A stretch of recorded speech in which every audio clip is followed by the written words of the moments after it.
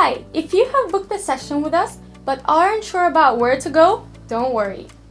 All our sessions, including consultations, workshops, and discussions, are held on the second floor of Chihuahua Learning Commons. We conduct our consultations in Zone R. Our workshops and discussions typically take place in Zone S. There are 4 ways to get to the second floor. Take the main staircase from the ground floor and head towards the Student Advising Services Zone.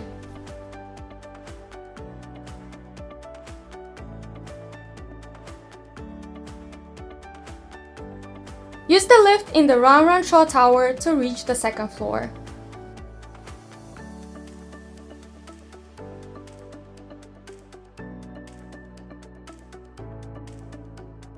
Alternatively, you can go up via the escalator or stairs in the Ron Shaw Tower.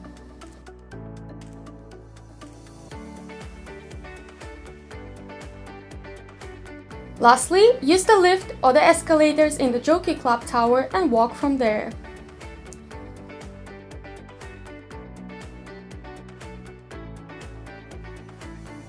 We hope you found these directions useful and that you will be on time for your next session.